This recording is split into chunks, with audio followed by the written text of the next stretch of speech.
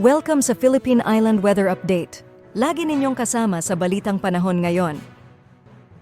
Sa kasalukuyan po ay wala tayong binabantayan na low pressure area o bagyo sa loob at labas ng ating Philippine Area of Responsibility at dalawang weather systems po yung nakakaapekto sa ating bansa sa ngayon. Itong hanging amihan or northeast monsoon ay currently nakakaapekto sa may bandang Hilagang Luzon or particularly sa may extreme northern Luzon area at samantalang sa nalalabing bahagi naman po ng ating bansa patuloy na umiiral ang easterlies or ito po yung hangin na nanggagaling sa karagatang Pasipiko.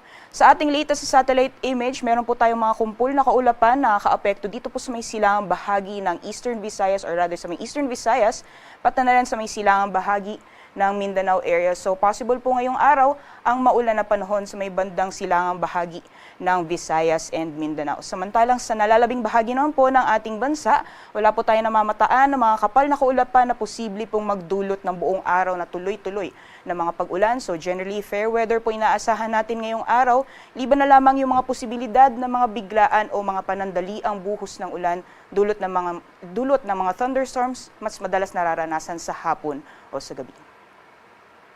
Para naman sa magiging lagay ng panahon ngayong araw dito sa Luzon, dulot po ng epekto nitong northeast monsoon o hanging amihan, posible po yung makulimlim na panahon na may kasamang mahihina mga pag-ulan o mga pag-ambon sa area po ng Batanes, pati na rin sa may Babuyan Islands.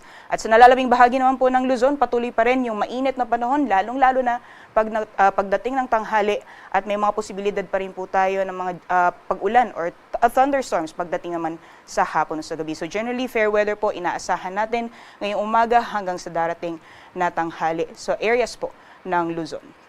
Temperature forecast naman po natin ngayong araw dito sa Lawag, maglalaro mula 24 hanggang 32 degrees Celsius, 16 to 25 para naman sa Baguio City.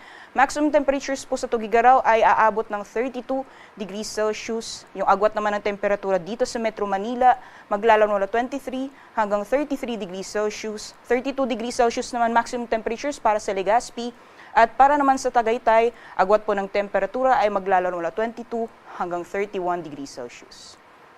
Sa magiging lagay naman po ng panahon sa nalalabing bahagi po ng ating bansa dito po sa Palawan, Visayas, gayon din sa Mindanao. Gaya po ng nabanggit natin kanina, posible po magiging maulan ang panahon sa may bahagi ng Eastern Visayas at Eastern section ng Mindanao, dulot po ng epekto ng easterlies o yung hangin na nagagaling sa karagatang Pasipiko.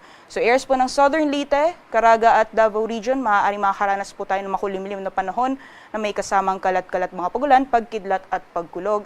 Meanwhile, sa nalalabing bahagi po ng Visayas, Mindanao, gayon din sa Palawan area, possible pa rin po yung fair weather conditions, mainit po pagdating ng tanghali at may mga posibilidad ng mga biglaan o mga panandaliang buhos ng ulan, dulot ng mga thunderstorms mas madalas sa hapon o sa gabi.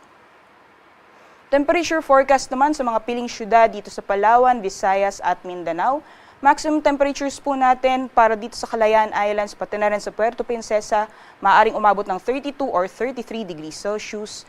Samantalang sa Iloilo naman at Cebu, maximum temperatures po natin naabot ng 32 degrees Celsius at 33 degrees Celsius naman para sa Tacloban area. Meanwhile, dito po sa Cagayan de Oro at Davao, yung maximum temperatures po natin maaaring umabot ng 32 degrees Celsius at agwat naman po ng temperatura para sa Zamboanga ay maglalaro mula 24 hanggang 34 degrees Celsius. Para naman po sa kalagayan ng ating karagatan, may gale warning po tayong nakataas sa dagat baybayin po ng Batanes. So inaasahan po natin or possible na umabot ng 4.5 meters yung taas ng mga pag-alon. Delikado pong pumalaot lalong-lalo na sa ating mga kababayan na may mga maliit na sakyang pandagat. At inaasahan din po natin sa mga dagat baybayin din ng Northern Luzon, maaaring maranasan po yung katamtaman hanggang sa maalon na karagatan. Dulot po ito ng epekto ng northeast monsoon. Maaaring umabot po ng 4.0 meters yung taas mga pag-alon, kaya iba yung pag-iingat po sa mga planong pumalaot sa mga karagatan ng Hilagang Luzon. Sa mga karagatan po ng nalalabing bahagi ng ating bansa, generally makakaranas po tayo ng banayad hanggang sa katamtaman na mga pag-alon.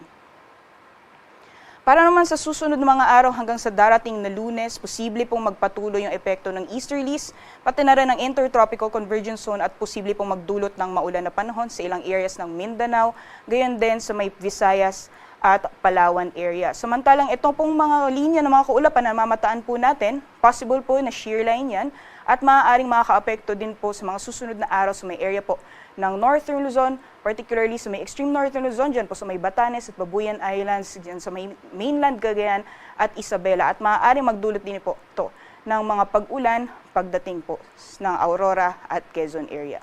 And for the rest of the country naman po, magpapatuloy pa rin yung mainit at maalinsangang panahon, liban na lamang yung mga tsansa ng mga biglaan o mga panandaliang buhos ng ulan dulot ng mga thunderstorms.